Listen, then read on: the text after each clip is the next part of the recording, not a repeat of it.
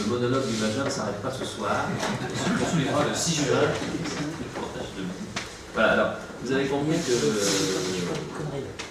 certes, les chirurgiens veulent faire de la chirurgie, mais je reste convaincu que quand on fait de la cancérologie, on a besoin d'oncologues médicaux, d'immunothérapeutes. Et je remercie le professeur Kurz de Strasbourg pour nous faire un peu le point sur comment il peut nous aider, j'allais dire, dans les cancers du col, notamment par l'immunothérapie. Merci encore beaucoup d'être venu là, même si vous êtes admis dans cette audience chirurgicale. Merci beaucoup pour l'invitation. Effectivement, je fais un petit peu le vilain petit canard. Et je disais en plaisantant que la meilleure chose qui puisse arriver à ces patientes, c'est que je n'ai jamais fait de chirurgie. Je serais totalement incapable de faire ce que vous faites. Alors, on va parler de l'immunothérapie. C'est ce qu'on me demande, l'immunothérapie dans le cancer du col de l'utérus. Alors, pour le moment, on ne sait pas très bien si ça va marcher. On sait que l'immunothérapie, ça marche dans des cancers pour lesquels on n'avait plus aucune possibilité. Je parle du mélanome. Moi, quand j'étais étudiant, on m'apprenait que le mélanome métastatique, c'est une maladie mortelle dans 100% des cas. Et ben maintenant, on en guérit quelques-uns. Et c'est aussi vrai pour les cancers du rein métastatique, ça va peut-être être vrai pour la vessie. Et donc, c'est pas quelque chose qui est spécifique d'un cancer. Et si ça marche, ça peut peut-être marcher pour plein de cancers différents. Et bien entendu, en premier lieu, pour les cancers dans des situations dans lesquelles on ne sait plus trop quoi faire. Alors le contexte, on a un petit peu évoqué, c'est que la survie à 5 ans des cancers du col avancé, stade 4 ou en rechute locale, c'est vraiment très mauvais et c'est catastrophique parce que c'est souvent des femmes qui sont jeunes. Alors c'est tout aussi catastrophique chez des femmes âgées, mais naturellement en termes d'environnement, de catastrophe avec mari et enfants, c'est absolument épouvantable, donc il faut faire quelque chose et la meilleure chose qu'on puisse faire, c'est faire vacciner les gamines et qu'on en parle plus. Alors, en termes de chimiothérapie, est-ce que je peux servir à quelque chose? Eh bien, très modestement, non. Enfin, ça ne marche pas bien.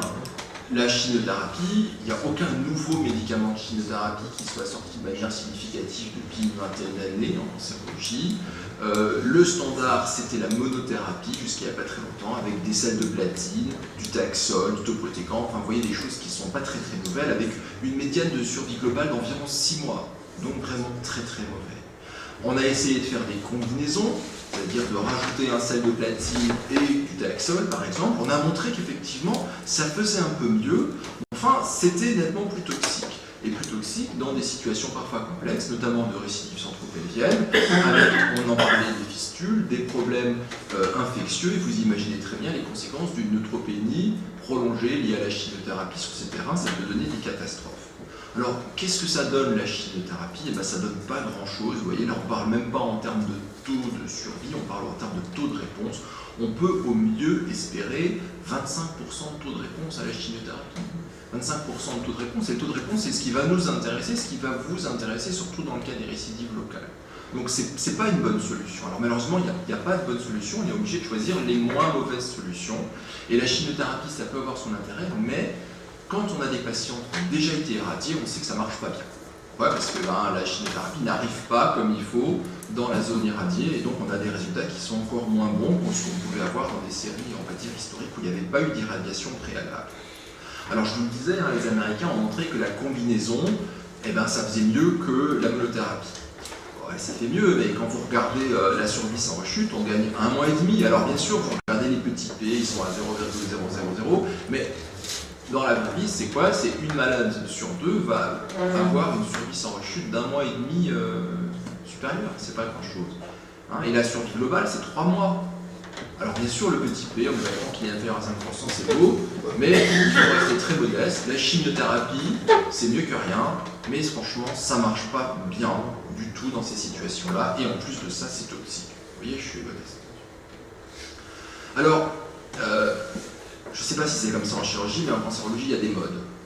La mode de la chimiothérapie, ça c'est un peu has-been, puis il y a eu la mode des thérapies ciblées. Les thérapies ciblées, il y en a 2 sortes, il y a les anticorps monoclonaux, qu'on donne par voie intraveineuse, et puis toute une foultitude de médicaments, dont certains sont anti-angiogéniques, d'autres ont des fonctions diverses qu'on donne per os. On s'est dit, voilà, avec les thérapies ciblées, on va révolutionner la cancérologie, puisqu'on va détecter des anomalies moléculaires dans les tumeurs, et on va remettre tout ça dans l'ordre simplement en bloquant la voie qui est allumée, et puis tout ira bien. Sauf que ça, c'est joli sur le papier, on fait des jolis schémas, vous allez en voir que j'ai fait moi aussi, avec des flèches, des voies de signalisation, on dit on bloque là, puis la cellule rentre dans l'ordre, mais la nature c'est plus compliqué que ça, et ça ne marche qu'un temps. Donc les thérapies ciblées en général, finalement, donnent des résultats qui sont dans certains cancers inégalés, mais la règle à peu près générale, c'est que la cellule cancéreuse finit quand même par reprendre le dessus et trouve des moyens d'y échapper. Donc même si c'est un mieux, ça permet rarement de guérir les malades. Et au sein de ces thérapies ciblées, il y en a une qui nous intéresse beaucoup, ce sont les anti-angiogéniques, donc les médicaments qui bloquent le développement anarchique des petits vaisseaux qui sont, si vous voulez, dont la croissance est stimulée par le côté hypoxique de la tumeur. Et un cancer du col, c'est très hypoxique, surtout quand c'est en territoire irradié. Et puis on va le voir tout à l'heure, l'infection HPV va en plus stimuler cette croissance de néovaisseaux qui nourrissent la tumeur. Et donc assez logiquement, on a essayé de regarder si les anti-angiogéniques permettaient d'apporter quelque chose dans la prise en charge des cancers du col, métastatiques ou localement avancés. Et qui dit anti-angiogénique dit Avastin, le bevacizumab. Bevacizumab, c'est un anticorps monoclonal qui bloque le VEGF. Le VEGF, c'est une substance qui est fabriquée par la tumeur et qui stimule la croissance des vaisseaux. Si on bloque le VEGF, plus de croissance des vaisseaux, plus de sang qui arrive à la tumeur, a priori on doit être efficace. Alors on sait que ça marche dans les cancers du côlon métastatique, on sait que ça marche dans les cancers du rein métastatiques, dans le sein ça marche plutôt pas, enfin on sait pas trop, c'est débattu, dans les tumeurs cérébrales on n'est pas tout à fait d'accord. Et ben, dans le cancer du col, il y a une grande étude américaine qui a été présentée il y a maintenant quelques années, dont je vous passe le design qui est compliqué parce qu'il mélange à la fois les anti-angiogéniques versus pas d'anti-angiogéniques, et puis différentes sources de chimiothérapie. Donc, je ne vais pas rentrer dans les détails. Alors, ce qu'il faut retenir, c'est cette courbe-là, où en gros, on a comparé les patientes qui ont reçu les anti-angiogéniques, donc l'Avastin, versus celles qui ne l'ont pas reçu. Et ça, cette étude-là a montré pour la première fois un bénéfice en survie globale. Alors c'est de nouveau pas extraordinaire, on gagne 4 mois, 3 mois, 4 mois, mais c'est la première fois où une thérapie ciblée, un anti-angiogénique a permis d'obtenir un bénéfice dans le cancer du col avancé ou métastatique. Alors, il y a quand même des limitations à cette histoire. D'abord, si vous regardez le bout de la courbe, il n'est pas très sympathique, ça se coupe, ça se retouche, mais là il y a moins de malades, donc on n'a pas forcément la même signification qu'au début.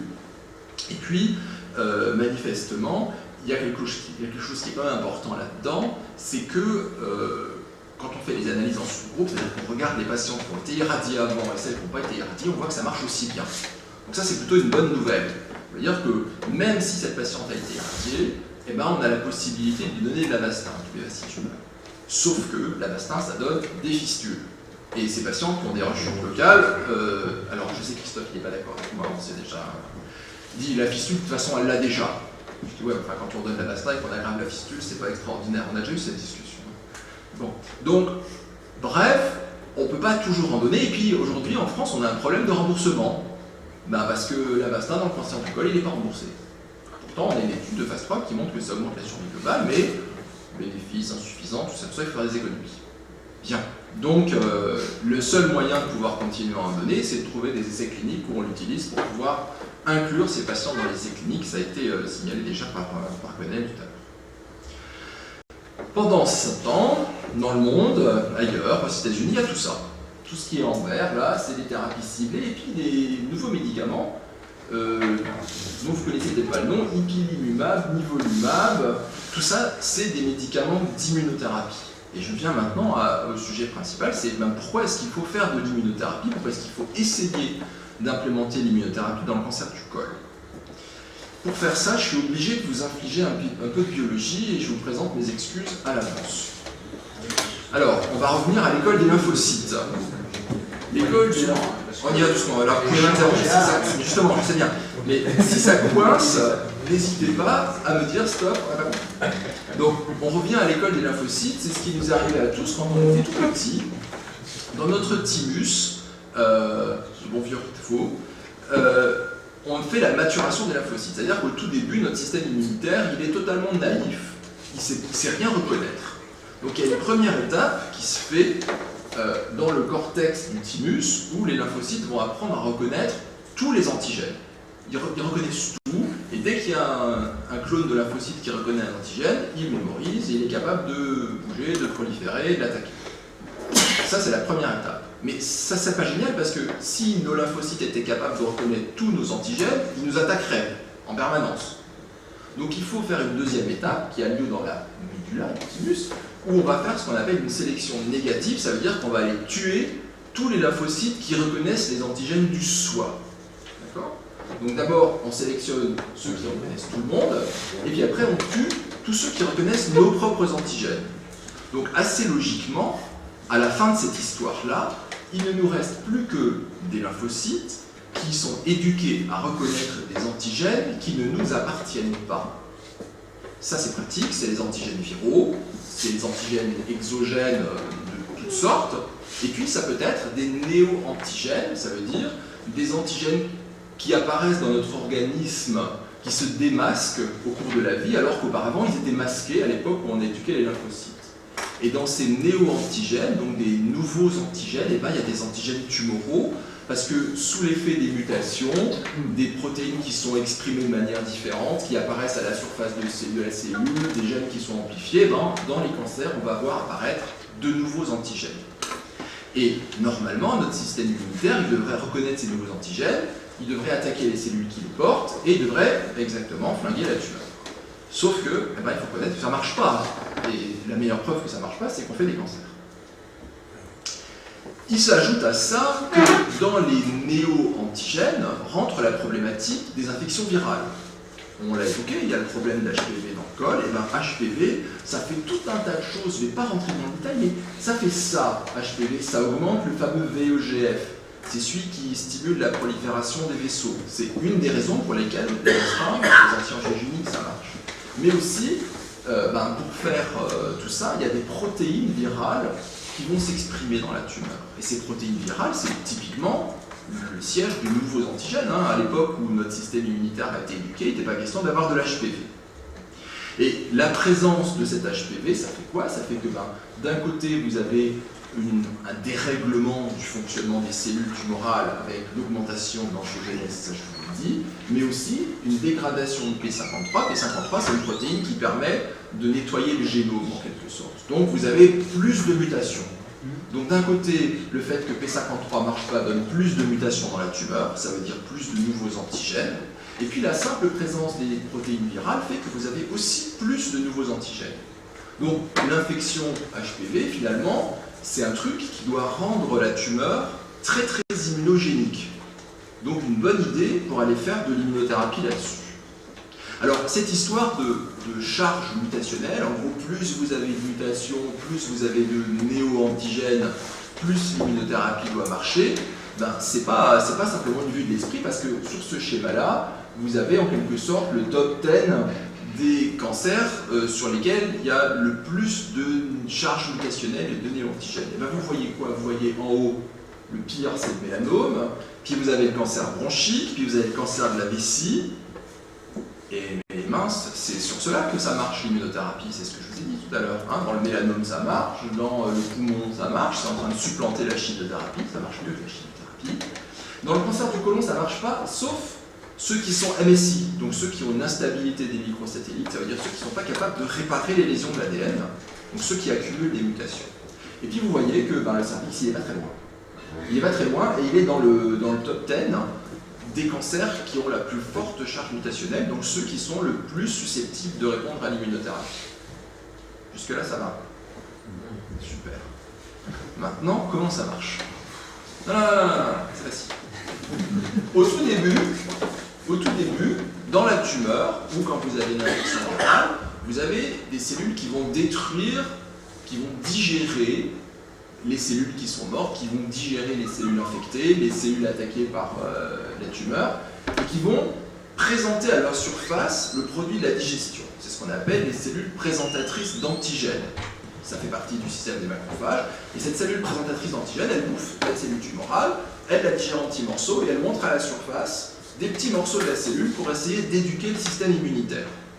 C'est exactement ce qui se passe parce que dans les ganglions, les lymphocytes auxquels on a appris dans le temps à reconnaître des néo-antigènes, ils vont reconnaître cet antigène, ce néo-antigène tumoral.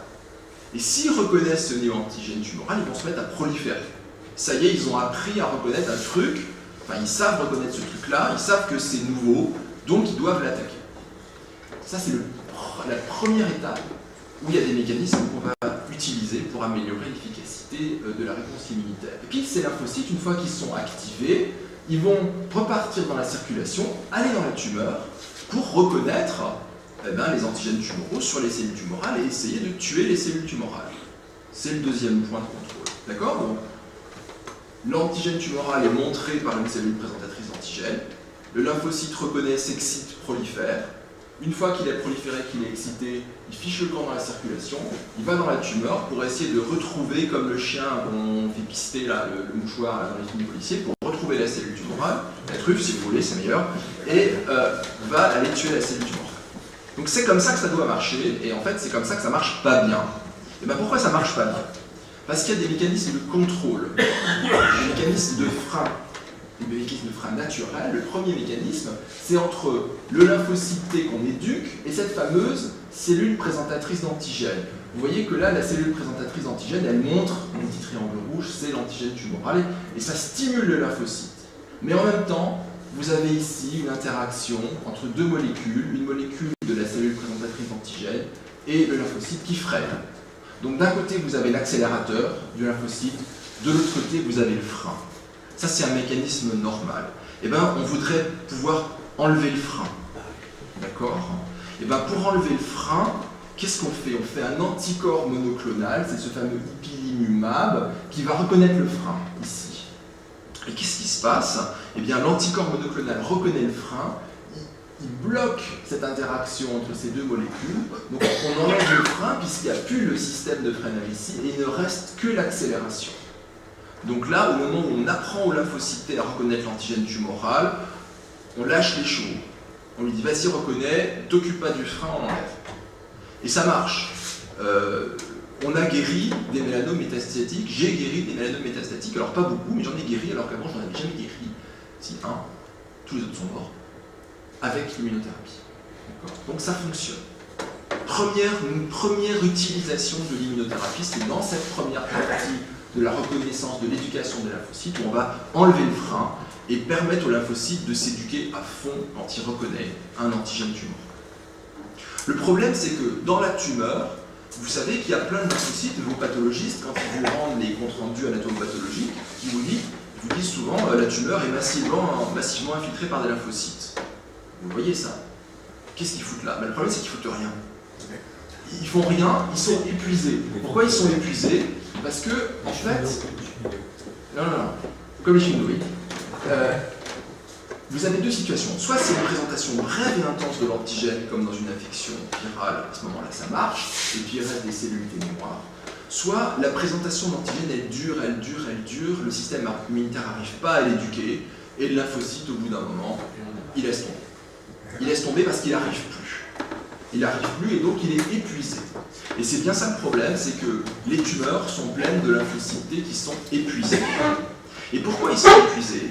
Et bien parce que la cellule tumorale, ici, on voit bien qu'elle est reconnue par un lymphocyte, il a reconnu, on lui a appris à reconnaître le petit triangle rouge là, mais la cellule tumorale, elle montre un espèce de drapeau blanc qui s'appelle PD-L1, qui va interagir avec une molécule qui est sur le lymphocyte qui s'appelle PD-1. Et pour faire simple, c'est comme si là vous aviez un type qui essaie d'allumer la lumière, et là en permanence vous avez un autre type qui éteint la lumière. Donc au bout d'un moment, on arrête d'allumer la lumière puisque derrière il y a celui qui éteint en permanence. Okay. Donc ce qu'on veut faire nous, pour agir sur ce deuxième point de contrôle, c'est enlever le type qui éteint la lumière. Donc on va faire un anticorps monoclonal qui va bloquer ici.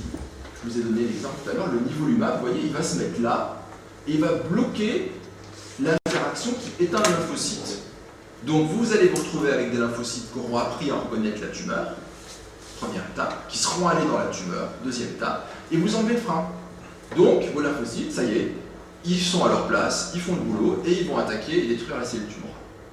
Et bien, les anti-PD-1 qui bloquent cette partie-là, ou les anti-PD-L1 qui bloquent cette partie-là, c'est aussi une immunothérapie qui marche, qui est aujourd'hui approuvée dans le mélanome, dans le cancer du poumon et dans d'autres cancers à venir. Le cancer de l'ovaire, on est en train de travailler. Donc vous voyez que les bases rationnelles, elles sont là, et elles sont très fortes. D'autant plus que tout est lié, et l'infection par le virus HPV va induire le fameux PDL-1. On le montre de manière très élégante dans ce papier-là, où quand il n'y a pas d'HPV, il n'y a pas du tout de PDL-1, et quand il y a de l'HPV, il y a du PDL-1. Ça veut dire quoi? C'est que HPV, non seulement il favorise l'apparition de la tumeur, non seulement il favorise l'angiogénèse, mais en plus il va induire une immunosuppression locale. En fait, il va faire en sorte que l'environnement lui permette de persister, que ça permette au cancer de persister. Qu'est-ce qu'on peut faire? La chirurgie là-dessus, pas grand-chose. La radiochimiothérapie, oui.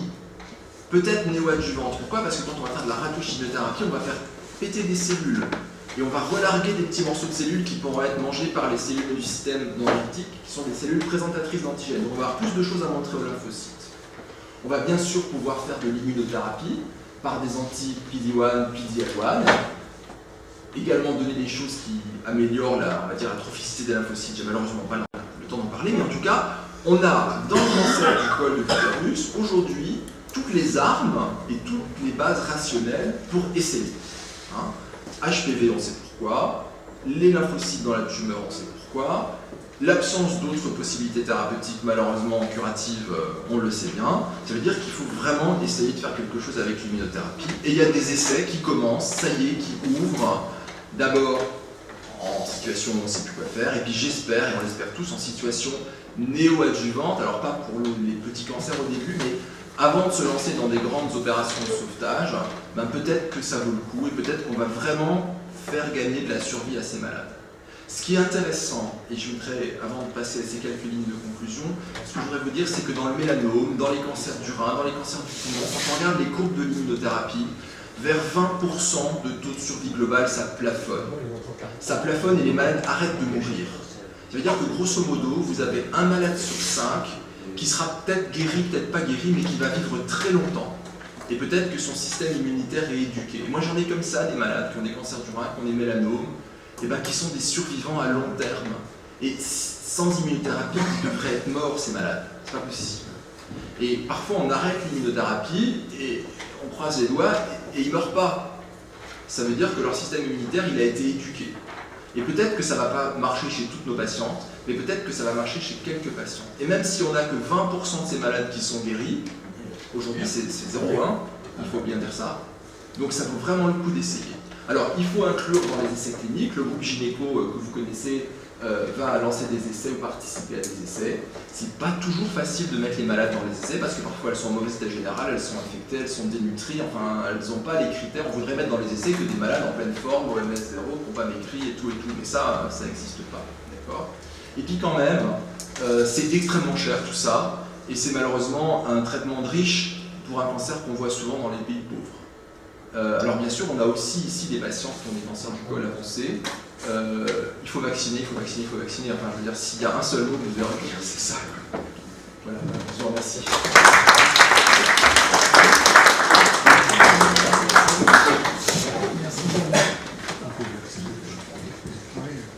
Merci Jean-Emmanuel.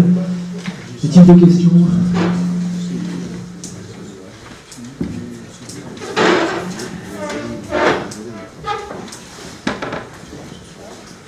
Il y a le 24 mars, à l'Institut océanographique de Saint-Jacques, l'église de Notre-Dame-du-Haut-Parc, un colloque sur l'immunothérapie.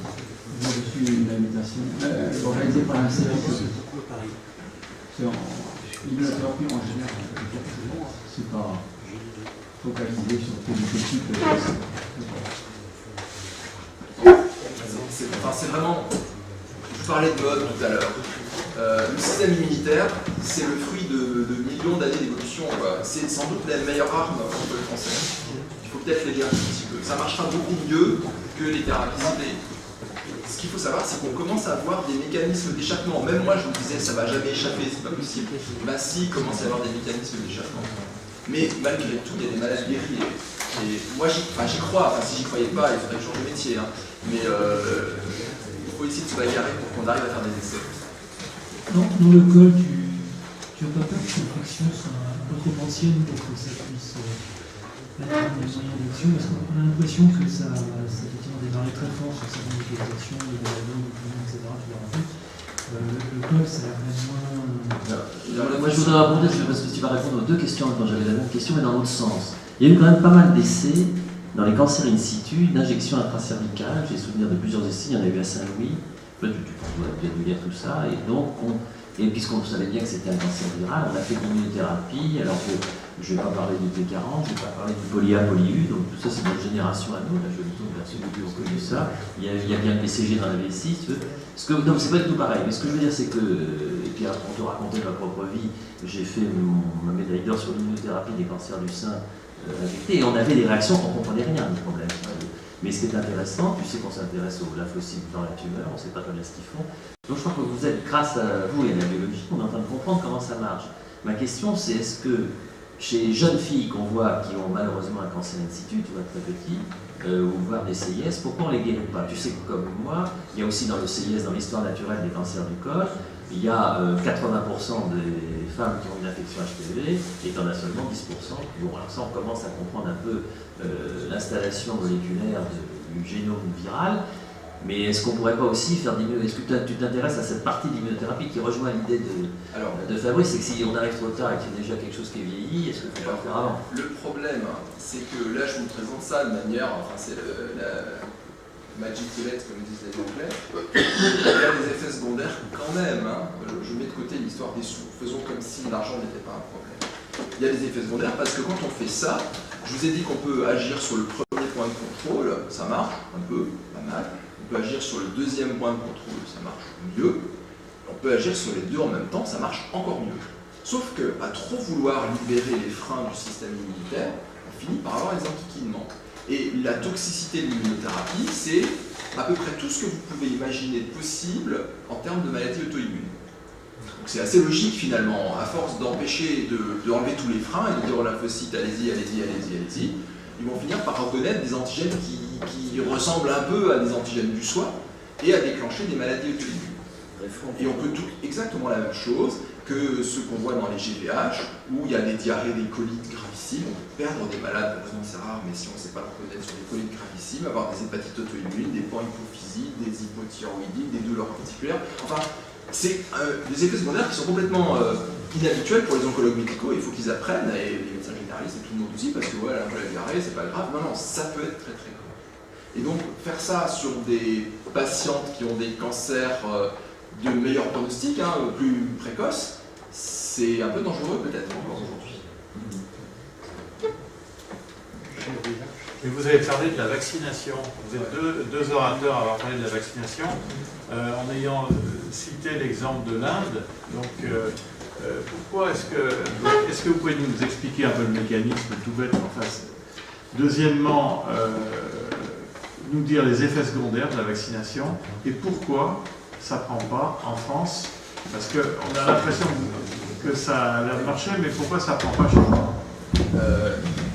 Comment vous dire? Alors, la vaccination, c'est une vaccination toute bête, enfin, ça n'a rien d'une immunothérapie high-tech, c'est d'exposer l'organisme à des parties des protéines du virus HPV qui va déclencher une réaction immune, comme quand on fait la varicelle, on va faire des anticorps anti-varicelle, etc. Donc c'est le même principe qu'une vaccination antitétanique ou tout ce que vous voulez. C'est exactement la même chose. Donc pourquoi ça ne marche pas? Eh bien, très honnêtement, c'est incompréhensible. Ça marche très très bien. L'efficacité de la vaccination est rendue, mais pourquoi les Français ne veulent pas? Le général de Gaulle disait les Français sont des fous. Enfin, je pense que c'est ça. Parce que vous avez. J'ai été le rapporteur.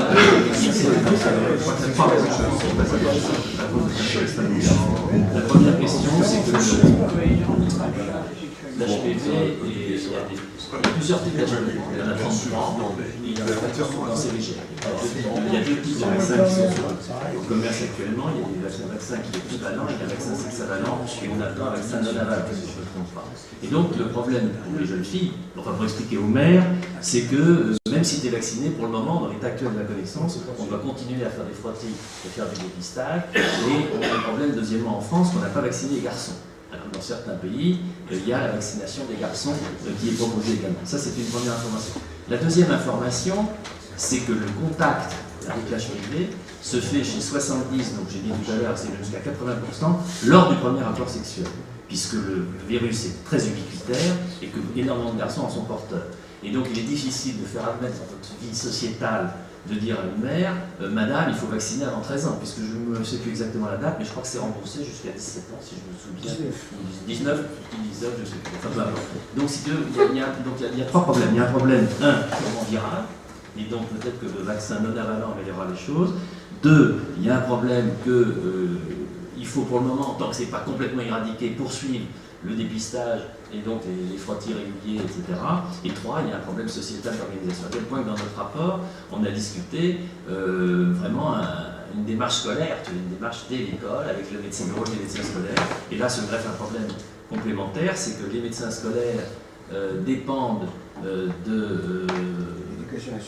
l'éducation nationale et pas de la santé, et donc ont des salaires qui veulent, donc plus personne ne va être médecin scolaire, et il y a une rivalité entre les infirmières et les médecins scolaires. Donc, tout ça fait un maillage en France complexe, et ensuite il y a le lobby français anti-vaccination qui vient dessus. Donc vous avez entendu les critiques du professeur Montagnier et autres concernant la vaccination. Donc on est vraiment des nuls, puisqu'on est, je rappelle ce chiffre, on est à 13% de vaccination en France dans les rapports d'il y a 2 ans, alors qu'on est en Suède, je crois, à 80%.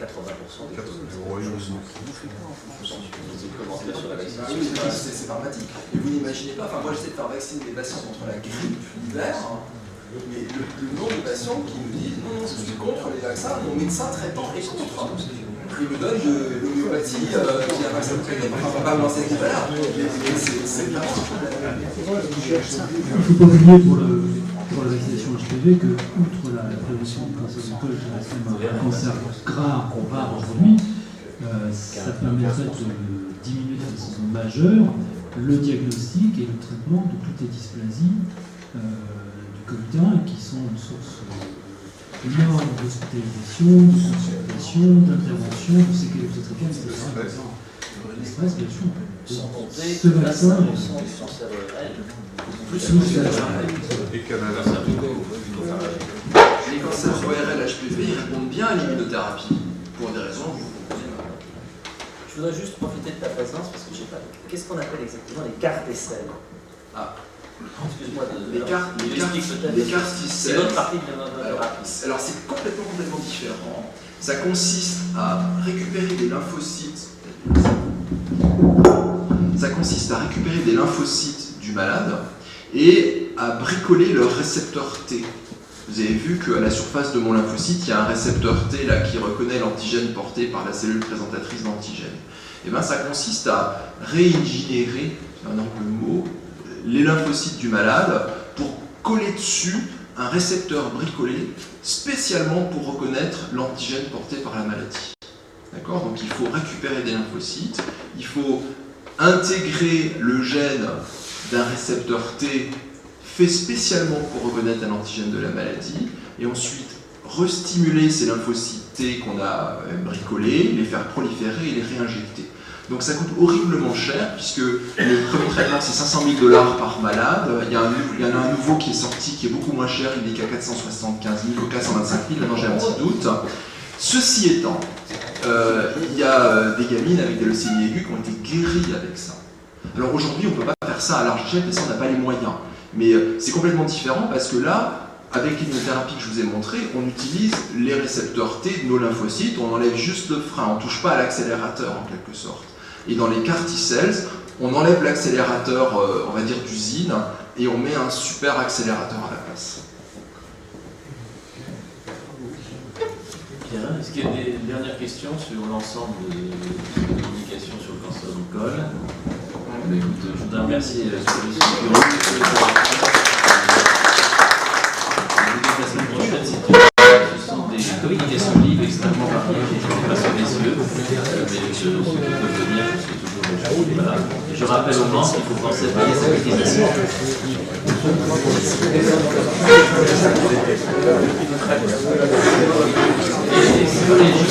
Je pense aux orateurs, il y a des signes noirs qui paraissent, c'est dans le point on a le privilège, puisqu'il n'y a pas de problème ici de copyright. Merci beaucoup.